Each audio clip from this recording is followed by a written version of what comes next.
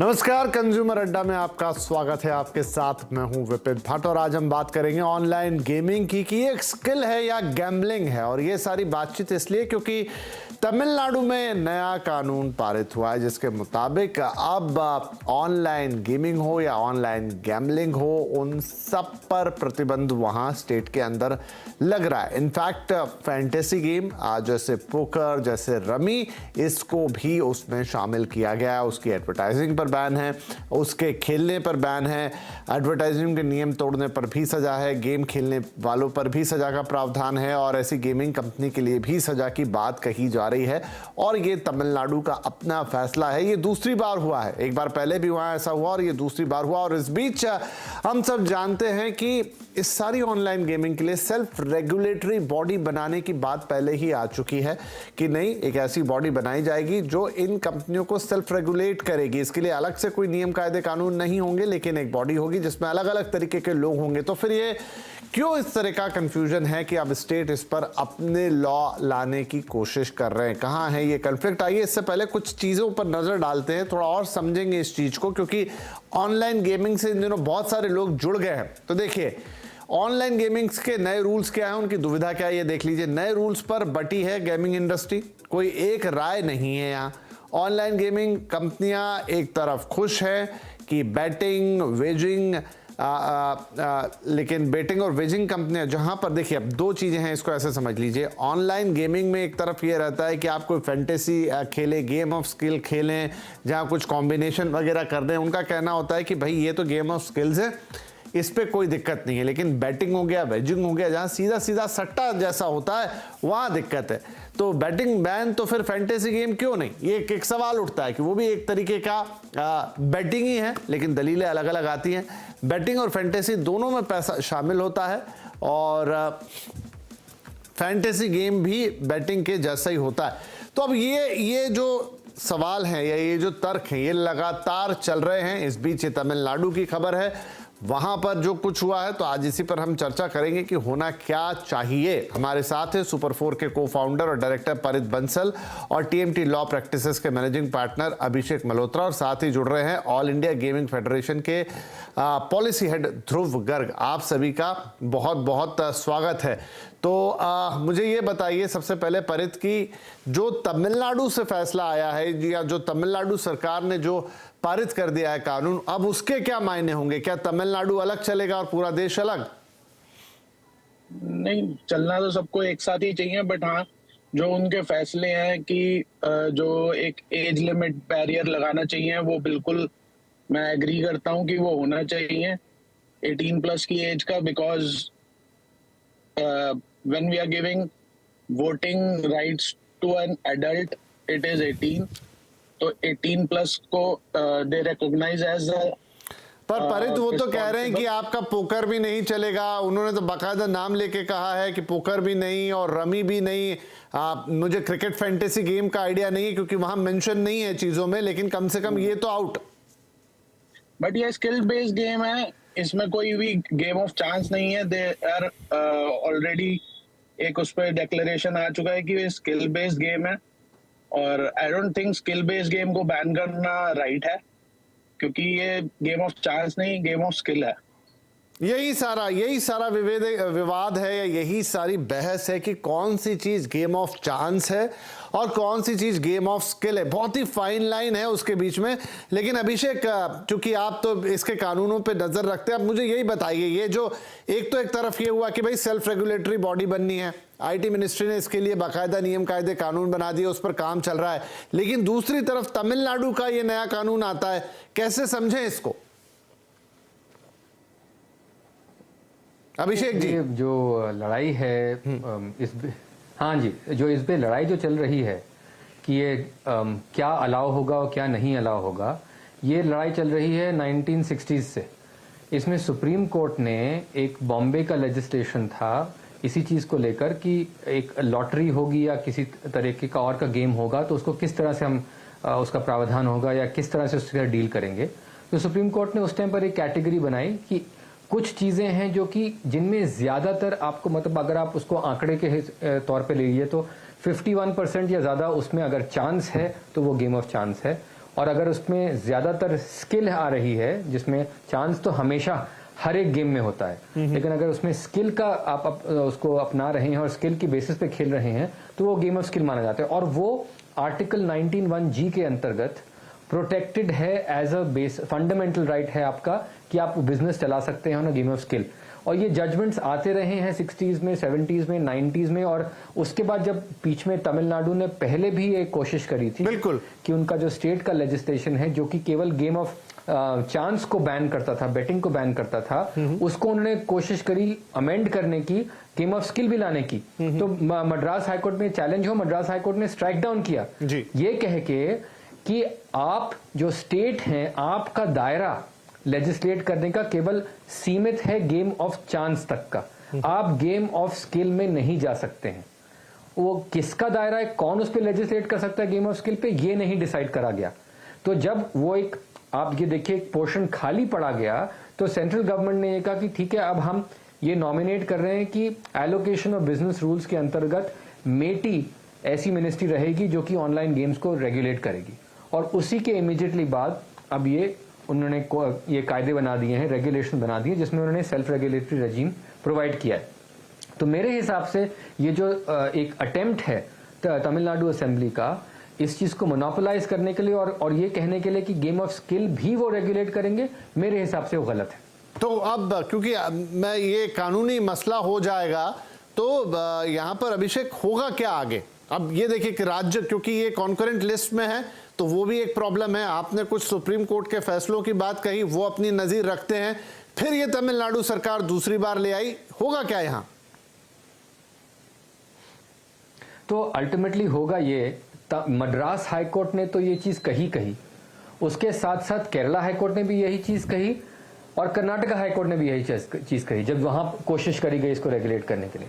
वो जो तीनों डिसीजंस हैं, तीनों डिसीजंस अपील में है सुप्रीम कोर्ट के सामने, और सुप्रीम कोर्ट को ये कंसिडर करना है कि जो जजमेंट दिया गया है कि स्टेट की अंडर द स्टेट लिस्ट ये जो कैटेगरी है बेटिंग एंड गैम्बलिंग की, उसके अंतर्गत क्या क्या आता है, गेम ऑफ चांस ही आता है केवल या गेम ऑफ स्किल भी आता है, ये चीज अभी सुप्रीम कोर्ट डिसाइड करेगी। और अब क्योंकि ये नया लेजिस्लेशन आ गया है, वहां चैलेंज शायद फिर से होगा मद्रास हाईकोर्ट में। डिपेंड करता है कि मद्रास हाईकोर्ट क्या इसको रिजॉल्व करता है, क्या रूल करता है। अल्टीमेटली ये डिसीजन वापस सुप्रीम कोर्ट पे पहुंचेगी डिसाइड करने के लिए। ठीक है, क्योंकि ध्रुव हमारे साथ है और वो ऑल इंडिया गेमिंग फेडरेशन के पॉलिसी हेड है। ध्रुव, इसके टेक्निकल पॉइंट्स को हमने समझने की कोशिश की, अभिषेक ने बहुत अच्छी तरह समझाया, आप लोगों का इस पर क्या स्टैंड है? जी बिल्कुल सही जो अभिषेक जी ने काफी सीधे सीधे बोला कि पिछले 60 साल में गेम ऑफ स्किल और गेम ऑफ चांस के बीच में फर्क कर दिया है सुप्रीम कोर्ट ने और काफी हाई कोर्ट्स ने। इवन तमिलनाडु के कोर्ट ने भी पिछली बार जैसे आपने कहा ये सफाई दे दी गई थी। अब सेंटर ने इस पे नियम लेके आ गए हैं कि भाई जो गेम ऑफ स्किल है उनको कैसे सही तरीके से रेगुलेट किया जाए जिससे कंज्यूमर इंटरेस्ट जो है वो बचा रहे, सेफ्टी रहे और उस कंज्यूमर इंटरेस्ट की भावना के अंदर अंदर इनोवेशन हो सके। तो सेंट्रल गवर्नमेंट ने ये बात क्लियरली बोल दी। अब तमिलनाडु ये नई लॉ लाया है जहां वो क्या कोशिश की जा रही है कि गेम ऑफ स्किल को गेम ऑफ चांस या सट्टा बना के बैन कर दिया जाए। अब वजह तो तमिलनाडु गवर्नमेंट को बेहतर समझ में आएगी, बट मैं आपको इंडस्ट्री की तरफ से बता सकता हूं कि इंडस्ट्री ने तमिलनाडु गवर्नमेंट के साथ कई बार कंसल्टेशन की है, ये फर्क बताया है।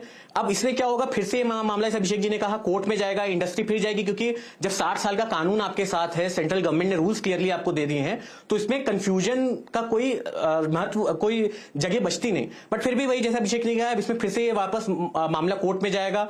मद्रास हाईकोर्ट जो भी जजमेंट देता है, अगर पिछला जजमेंट देखा जाए तो मानी बातें फेवर में ही आना चाहिए कि भाई ये एक्ट को हटा दिया जाएगा, मगर नहीं होता तो फिर से मामला सुप्रीम कोर्ट में पहुंचेगा। बट इंडस्ट्री की तरफ से अगर आप देखें तो ये कंफ्यूजन क्लियर हो चुकी है सेंट्रल गवर्नमेंट से भी, सुप्रीम कोर्ट से भी और बहुत सारे हाई कोर्ट से भी। मगर अब यही है कि हमारे देश में कभी कभी कहीं ना कहीं ऐसी कंफ्यूजन आती रहती है, तो वो हम कोशिश करेंगे कि वो हाई कोर्ट में सॉल्व हो जाए। अभी देखिए अब सुप्रीम कोर्ट का फैसला आएगा, उसमें वक्त लगेगा, जैसा बता रहे हैं अभिषेक कि वहां इस तरह की कई और भी अर्जियां पेंडिंग है। लेकिन उस बीच अभी का जो वक्त है, तो क्या आप लोग या जो गेमिंग कंपनियां हैं वो कोर्ट जाएंगी स्टे लेने के लिए? इसके ऊपर क्या मतलब टेक्निकली अब यहां से आप लोग क्या करेंगे, या फिर जब तक फैसला नहीं आता तब तक तमिलनाडु में ये चीजें बंद हो जाएंगी? ध्रुव, जी देखिए, जितना अभी हम नोटिफिकेशन का वेट किया जा रहा है। हमें सुनने में आ चुका है कि बिल पास होकर एक्ट बन चुका है। हम एक्ट के अंदर एक नोटिफिकेशन डेट है, जिसको जब वो सरकार बताएगी नोटिफिकेशन डेट, तब ये एक्ट अप्लाई होगा। जब वो होगा हम उसको पढ़ेंगे, और हमको अगर लगा कि वो अनकॉन्स्टिट्यूशनल है, जो सुनने में ऐसा लग रहा है कि अनकॉन्स्टिट्यूशनल डेफिनेटली है, तो फिर हाँ, कोर्ट, मद्रास हाईकोर्ट भी जाया जाएगा, जैसे पिछली बार गए थे, इस बार दोबारा जाया जाएगा। तो इंडस्ट्री तो जरूर करेगी कि उनको पता है कि वो सही, उनके साथ 60 साल का कानून उनके साथ है। तो इंडस्ट्री का तो भावना यही है कि रूल्स, वो नोटिफिकेशन एक्ट का पढ़ने के बाद हम जरूर करेंगे। दूसरी चीज जो मैं आपको बताना चाहता हूं, इसमें विनीत जी ऐड करना चाहता हूं, एक बहुत ही महत्वपूर्ण बात जो इस एक्ट में नहीं है। आप ये एक्ट जो है वो Indian legal games of skill तो बैन करने की कोशिश कर रही है, बट इसमें कहीं भी offshore illegal betting and gambling sites का नाम तक नहीं है। आप तमिलनाडु में जाएं, आपको वहां पर खुलेआम ऑफशोर इलीगल जो सट्टा खिला रहे हैं उनके एड्स दिखेंगे। उनके ना खिलाफ कोई एफआईआर हुई है, जबकि वो ऑलरेडी इलीगल है। अगर आप तमिलनाडु गैम्बलिंग एक्ट देखें, उसमें ऑलरेडी इलीगल है वो, उसके खिलाफ ना कोई शब्द है, ना उसके अगेंस्ट कोई एफआईआर है। तो ये थोड़ा सा समझना मुश्किल है मेरे लिए कि जब ऑफशोर इलीगल जो बिना टैक्स दिए गलत तरीके से पैसा भारत का बाहर लेके जा रहे हैं और सट्टा खिला रहे हैं, उनपे कोई कार्रवाई नहीं है। बट इतनी जो लेजिटमेट इंडस्ट्री है 19(1) जैसा अभिषेक जी ने कहा, जब मूलभूत अधिकार है जहां पर, उस पर रोक लगाई जा रही, तो थोड़ा सा समझना मुश्किल है मेरे लिए। ऐसा क्यों? ये ऑफशोर बैटिंग वाला भी एक मुद्दा है, इसको भी देखते हैं। लेकिन इस बीच जो एक और बहस का मुद्दा बन गया है परित साहब, वो ये है कि जो सेल्फ रेगुलेटरी बॉडी की बात हो रही है, बहुत सारे लोग उस पर सवाल उठा रहे हैं कि आपने क्यों नहीं इसके लिए कोई सीधा सीधा कानून बनाया। जहां भी सेल्फ रेगुलेटरी बॉडी आती है वहां पर फिर थोड़ी सी गुंजाइश बच जाती है।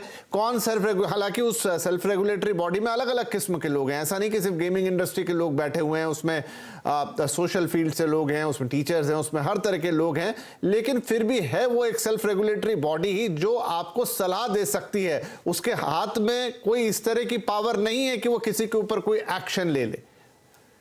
बिल्कुल सही बात है। और ये जो सेल्फ रेगुलेटरी बॉडी है भी, तो वो प्लेयर की बेटरमेंट के लिए ही है, जो गेमर्स हैं उनकी बेटरमेंट के लिए ही है। और जो नए रूल्स एंड रेगुलेशंस आए भी हैं, उनमें भी कई चीजें सही भी हैं और कई चीजें जो फाइनल नोटिफिकेशन, जैसे कि अभी ध्रुव जी ने बोला कि फाइनल नोटिफिकेशन आ जाएगा, वो पढ़ के फिर हमारे को पता चलेगा और उसके बाद हम देखेंगे कि कैसे करना है उसके ऊपर एक्ट। नहीं, हाँ, वो दो चीजें देखिए, एक तो तमिलनाडु वाला मसला जिस पे अभी हमने लंबी बातचीत की, और अब एक जो ये मसला है, ये सेल्फ रेगुलेटरी बॉडी है, ये थोड़ा सा बहस का विषय, क्योंकि बहुत सारे लोग ये भी प्रश्न उठा रहे हैं। अगेन ये एक लंबी बहस हो जाएगी अभिषेक की। अब बहुत सारी कंपनियां हैं जो ये कह रही हैं कि अगर आप गेम ऑफ स्किल मान रहे हैं, और बहुत फाइन लाइन वो कहती हैं इसके भी डिफाइन करने के लिए। हालांकि आपने कहा कि सुप्रीम कोर्ट ने परसेंटेज वाइज एक डेफिनेशन बना रखी है, लेकिन वही सवाल उठ रहा है कि अगर आप उन्हें अनुमति दे रहे हैं तो फिर गेम ऑफ चांस में क्या प्रॉब्लम है, क्योंकि ये भी लगभग उसी का दूसरा रूप है। देखिए, उसके बीच में बहुत ही एक थिन लाइन है, जो कि आपने भी पहले बोला था।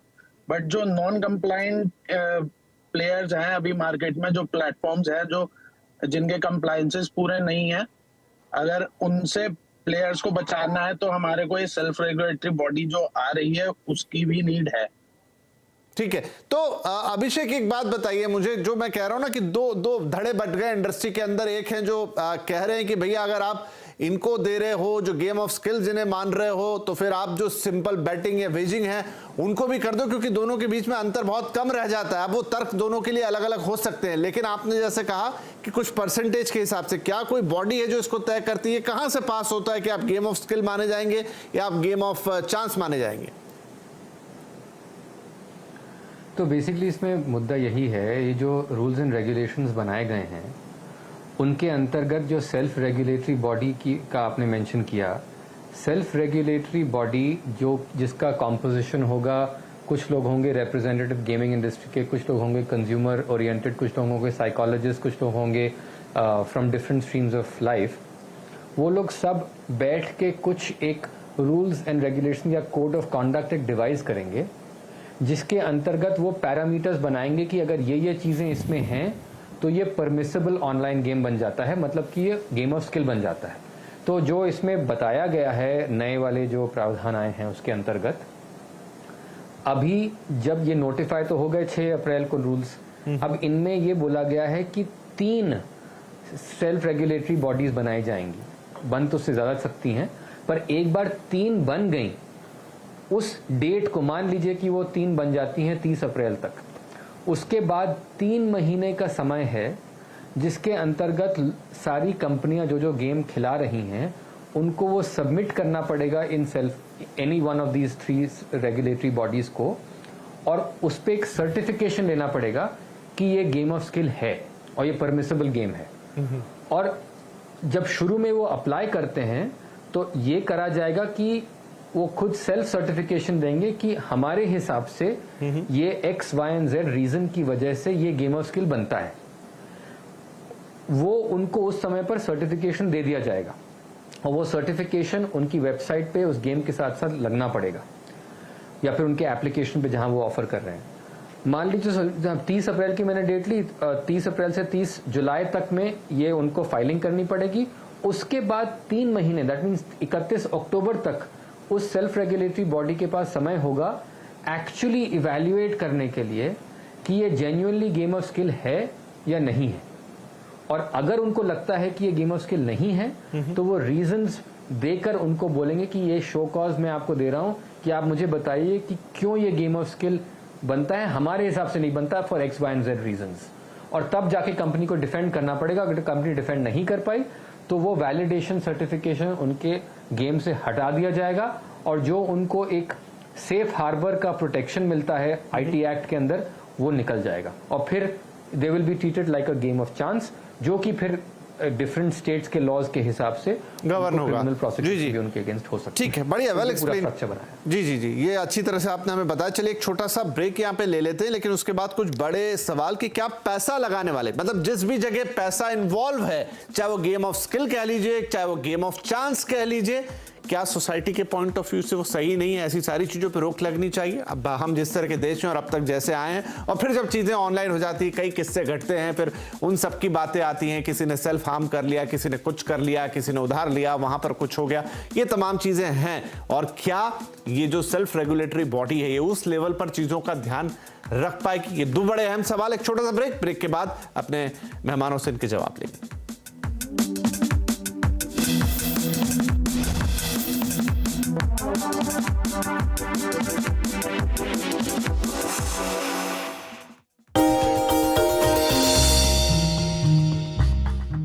डू यू नो में आज हम बातचीत करने वाले हैं आइशर मोटर्स की। दरअसल कभी अगर आप ताज कोलाबा या आमतौर पे मॉल में घूम रहे होंगे तो आपने एक शॉप देखा होगा या एक आउटलेट देखा होगा गुड अर्थ के नाम से। ये गुड अर्थ जो है ये यूजुअली आपको दिखाई पड़ेगा गिफ्ट आइटम के लिए या वेस्टर्न इंडो वेस्टर्न क्लोथिंग के लिए। दरअसल आइशर मोटर की शुरुआत जब हुई थी तब इस कंपनी का नाम था गुड अर्थ और वहां से कंपनी धीरे धीरे आगे बढ़ना शुरू हुई। आज जो कंपनी के चेयरमैन हैं सिद्धार्थ लाल, उनकी मदर का जो प्रोजेक्ट है उसका नाम है गुड अर्थ और आज भी वो रिटेल आउटलेट्स के तौर पर आप आमतौर पर देखेंगे भी। तो अक्सर मुंबई में, अक्सर किसी हाई प्रोफाइल मार्केट्स में आपको शायद गुड अर्थ के नाम से कुछ प्रोडक्ट बिकते हुए दिखाई पड़े। अब लौटते हैं आइशर मोटर्स के ऊपर। दरअसल आइशर मोटर की शुरुआत 1948 में हुई थी और तब जब ये गुड अर्थ होती थी तब इसका जो कामकाज होता था वो इंपोर्टेड ट्रैक्टर्स को इंपोर्ट करना, उनके पार्ट्स को इंपोर्ट करना, उसे असेंबल करना और उस असेंबल करने के बाद उसको बेचने का काम ये उस समय पर गुड अर्थ का होता था। धीरे धीरे वो गुड अर्थ से आइशर बनी और आइशर से होते हुए आज आइशर मोटर्स आपके सामने है। मेजरली रॉयल एनफील्ड ज़्यादातर प्रोडक्ट आप उसके देखेंगे। लेकिन और इंटरेस्टिंग फैक्ट में एक फैक्ट ये भी है कि 1959 में इस कंपनी ने एक ट्रैक्टर डिवीज़न जो कि जर्मन ट्रैक्टर कंपनी थी, आइशर ट्रैक्टर, उसको मर्ज करने के बाद बनाया और उसके बाद से ट्रैक्टर कारोबार के अंदर प्रोमिनेंटली इंडिया में एक्सपैंड करते हुए दिखाई पड़े। एक और इंटरेस्टिंग फैक्ट ये भी है कि एक समय पर एक कंपनी के 15 अलग अलग बिजनेस होते थे जिसके अंदर ट्रक्स, मोटरसाइकिल्स, कंपोनेंट्स, फुटवेयर और साथ साथ गारमेंट जैसे कुछ अनरिलेटेड बिजनेस भी थे और जिसकी वजह से ये कंपनी काफ़ी मासिव लॉसेस में थी। रॉयल एनफील्ड जो इस कंपनी का सबसे ज़्यादा बिकने वाला प्रोडक्ट है वो एक समय पर लॉस में था और करीब करीब 20 करोड़ रुपए के आसपास का लॉस आया था। और एक इंटरेस्टिंग फैक्ट ये भी है कि सन 2000 में एक ऐसा भी समय आया था जब कंपनी के बोर्ड ने डिसाइड किया था कि वो रॉयल एनफील्ड डिवीज़न को बंद कर देंगे और उस समय पर सिद्धार्थ लाल साहब ने इस कंपनी की कमान संभाली। उन्होंने नॉन रिलेटेड 13 प्रोडक्ट्स को बंद किया और सिर्फ 2 प्रोडक्ट के ऊपर फोकस किया, जिसमें एक था रॉयल एनफील्ड और दूसरा था वॉल्वो आइशर ट्रक्स जिनको आप देखते हैं। इन दोनों पे फोकस करा और मासिवली इस कंपनी के अंदर टर्न अराउंड किया। इनफैक्ट उस समय से लेकर करीब आज तक स्टॉक ने एक जोरदार परफॉर्मेंस भी दिया और एक मासिव टर्न अराउंड स्टोरी बनकर ये सामने भी आया था। साथ ही साथ 2015 में जो रॉयल एनफील्ड की बिक्री है वो एक ऐसा भी समय देखा है कंपनी ने जब 2000 के अंदर कंपनी लॉस मेकिंग थी, लेकिन 15 साल के अंदर कंपनी ने इतनी मासिव सेल करी कि ये ग्लोबली हार्ले डेविडसन से ज्यादा गाड़ियां बेचते हुए दिखाई पड़ी। तो इस तरह की एक मासिव टर्न अराउंड स्टोरी आपने रॉयल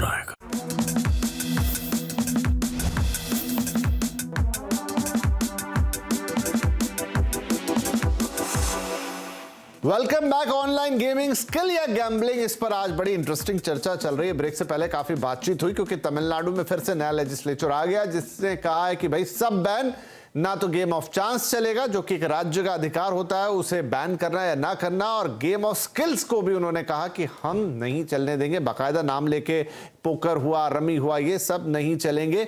लेकिन दूसरी तरफ जो हमारी आईटी मिनिस्ट्री है वो इस ऑनलाइन गेमिंग को जो सेल्फ रेगुलेटरी बॉडी और तमाम चीजें कर रही हैं, तो अब ये उसके कंट्राडिक्शन में जा रहा है। कैसे झगड़ा आगे सुलझेगा वो देखने वाली बात होगी। लेकिन अब कुछ अहम सवाल, ध्रुव आप हमें बताइए कि भाई देखिए, एक ये भी मांग उठती है कि सोसाइटी का चाहे दुहाई दी जाए, चाहे जो कुछ इंसिडेंसेस कभी कभी हो जाते हैं वो वाली बातें बताई जाएं कि आखिरकार गेम ऑफ चांस हो या गेम ऑफ स्किल हो, लेकिन जहां भी पैसा इन्वॉल्व है, आपको गेम ऑफ स्किल ही खिलाना है तो आप खिलाइए उसमें और पॉइंट्स दीजिए, वैसे कुछ दूसरे इनाम दे दीजिए। लेकिन आप ऐसा पैसा इन्वॉल्व करते हैं कि आपने इतना जीता, इतना पैसा लगा के, तो अल्टीमेटली वो जुआ ही है और वो सोसाइटी के लिए अच्छा नहीं है।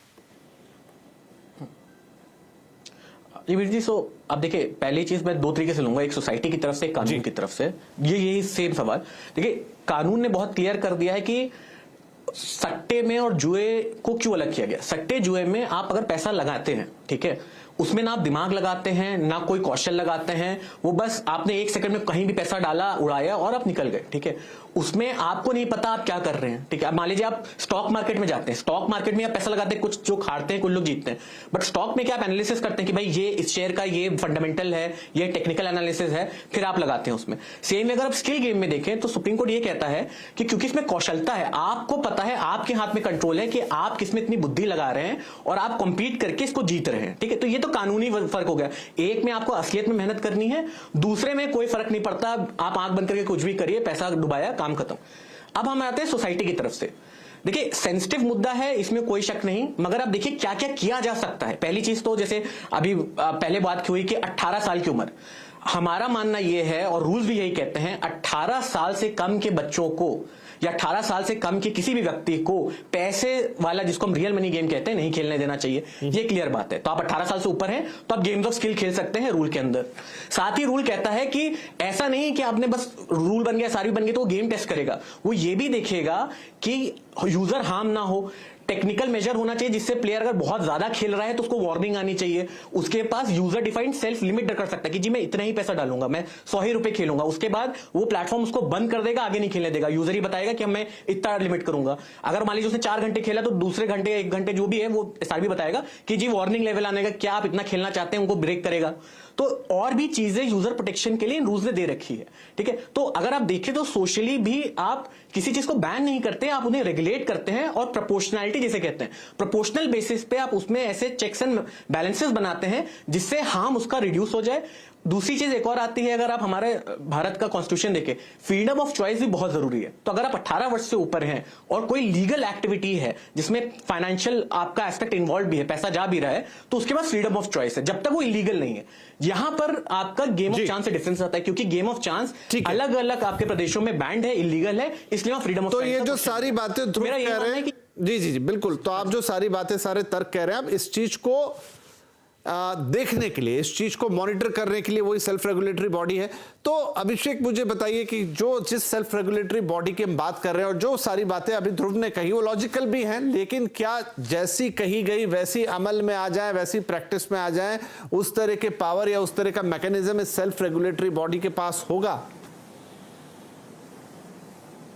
तो एटलीस्ट हम तो इतना ही कह सकते हैं कि आज की तारीख में रूल्स या प्रावधान क्या कहते हैं, तो इस पे बहुत अमल किया गया और मेरे हिसाब से मेटी ने काफ़ी डिटेल में ये प्रोवाइड किया है रूल 4A4B में जो नए रूल्स आए हैं उसमें, जिसके अंदर उनको एक तो बोला गया है कि कॉम्पोजिशन क्या होगी एसआरबी की, जो मैंने पहले भी बताया आपको कि उसमें इंडस्ट्री रिप्रेजेंटेटिव्स होंगे, उसमें सोशोलॉजिस्ट होंगे, साइकोलॉजिस्ट होंगे, उसमें जो चाइल्ड वेलफेयर के लिए लोग काम करते हैं वो होंगे, consumer protection point of view से कोई जो चैंपियंस हैं वो लोग होंगे।